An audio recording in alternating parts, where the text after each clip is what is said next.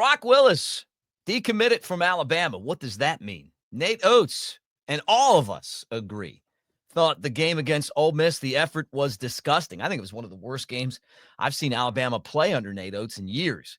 And Junior Day, the list of players that are going to be in Tuscaloosa starting to be announced. Our friends at On3 have put that out. We'll talk about that as well. All that right here on the Bama Tailgate YouTube channel. Like, subscribe, thumbs up. Let's get this party started and roll tide, everybody. Lots to get into today. But, hey, it is great to see you guys. Let's go.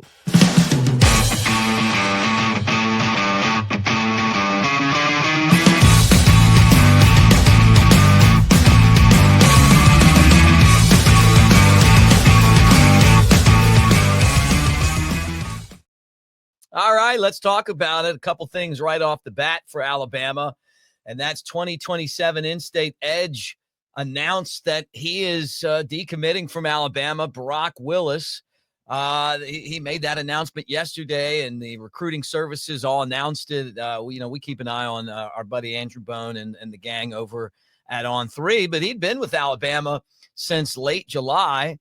And now all of a sudden he's out. Now he's getting a lot of attention from around the country, teams like Tennessee and Penn State and Miami and Notre Dame. And there's a lot of money out there. I don't know that this necessarily means that he's eventually not going to come back to Alabama.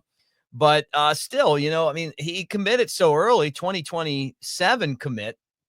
And then now has decided that he's going to go elsewhere. So the Moody native is right now off the class, and that's kind of interesting as we kind of look at recruiting and where it is. But it's such a different ball game now when it comes to recruiting, and I'm not surprised in anything I see, honestly, which is here nor there when it comes to recruiting. Now, talking about On3 and 24/7 Sports, they're all starting to congregate on Alabama's first Junior Day.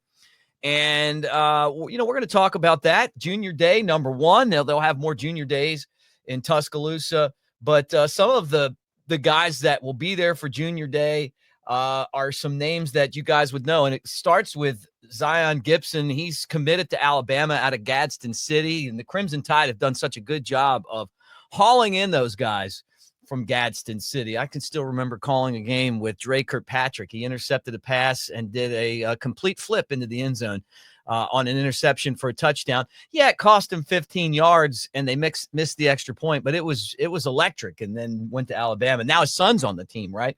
But Tank Jones is going to be there from St. Paul's. Of course, that pipeline from St. Paul's and Mobile and Tuscaloosa, that includes guys like A.J. McCarron and Jake Coker. Yeah, he'll hopefully be there. This is a guy that Alabama has to get. I really feel like getting Tank as part of this recruiting class is such a big deal.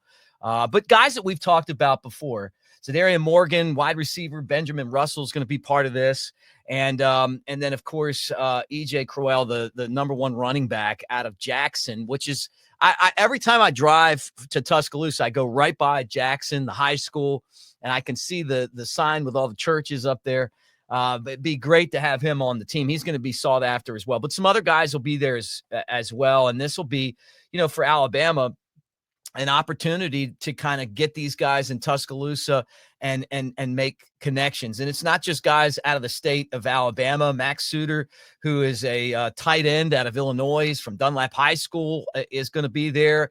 You really see the ability of this staff to get people from all over the country. I mean, they did that last time. They want to keep those Alabama guys, but they also want to go out and attract the best players from all over the country as well. Jonathan Haddon is the number 2 running back from San Antonio, Texas. He's scheduled to be there. Lamar Brown, who is from Baton Rouge, 5-star. Hey, man, are you going to go out there and get a 5-star? Didn't Eddie Lacy come from Louisiana? Anyway, we'll be keeping an eye on that. And, Alabama signed the number 2 recruiting class last year, and they didn't do it with a lot of guys from the perimeter, I call it, the 3 hours around Tuscaloosa. And I think that's something that's definitely a priority for this recruiting class and for Coach DeBoer as he moves forward. Now, the final thing I wanted to talk about on the show today was that basketball game last night. And what a disappointment. I mean, Bama had a 4-point lead at the half, and they came in, and it felt like we were back to the Mark Godfrey days. Like nobody could make a shot. Everybody seemed to be covered. It was just awful. I mean, that was one of the worst basketball performances that I've seen under Nate Oates. And when he said it was disgusting, I was like, yeah, it was disgusting. Like I kept waiting for Bama to kind of make a run, right? I'm like, okay, they're going to beat these guys. And then we get to like the 10-minute mark to go. And I'm like, all right, they're going to turn it on now. And then like 8 minutes, and they're going to turn it on. And then 7 minutes and 6. No, they never turned it on. Coleman Coliseum was packed. People were all excited about basketball. We're ready to turn our attention to the number 5 team in the country. Bracketology had them as a number 1 seed. And they crapped down their pants. So now guess what? The reward is that you get to go play Kentucky at Rupp Arena. And good luck with that, And if you lose these 2 games, and all of a sudden instead of 3-0, you're 3-2, and your chances of winning the SEC go way down. And on top of that, it's your standard. I think that was what Coach Oates was upset about. The other 2 games that Alabama lost were, hey, look, man, you're gonna have a tough game at Purdue early in the season, trying to figure things out. Got some bad breaks against an undefeated Oregon team, that won that tournament out in Vegas. But I didn't feel like they played like this in those 2 games. To let Ole Miss come into Coleman Coliseum and just absolutely stomp you physically. And I know some of you are going, well, the officiating sucked. Well, it always sucks, right? I mean, that's just part of it. You still got to make some baskets. It was terrible. It was really, really terrible. And it scares me because I can't unsee that. Now I'm like, hey, you know what? I mean, I thought these guys were really good, and I'm like leading up to all these games, and then I see that, and I'm like, hey, that's how you get out of the tournament in like the first or second round, right? Those are those kind of performances where you're like, okay, well, guess what? You know what? We're done, and you're like, what happened? And we've had those in the tournament over years past. So let's hope that these guys turn this around.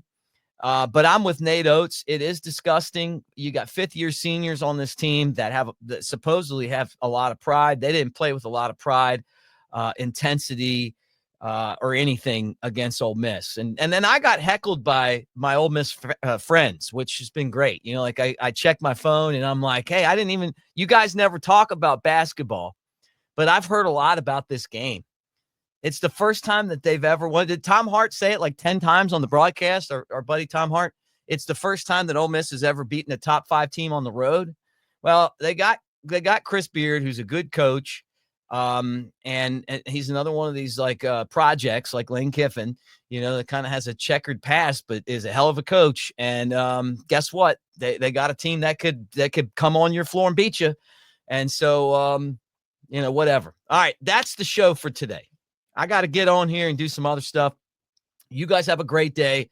Thank you for being here. Let me tell you this, though, that we are proudly presented by Pearl River Resort over in Philadelphia, Mississippi. You know all about the golf course, the Oaks and the Azaleas Dancing Rabbit Golf Course. Jake Coker and we did the tailgate show from there. We got outfitted with gear. The course is amazing.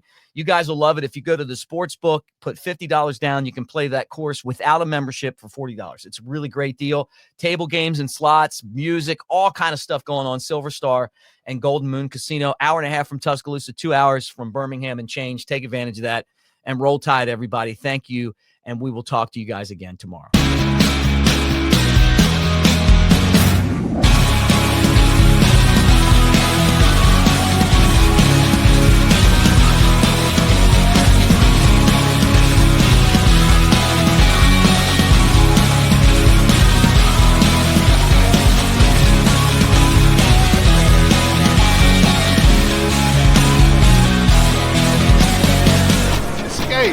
To Pearl River Resort.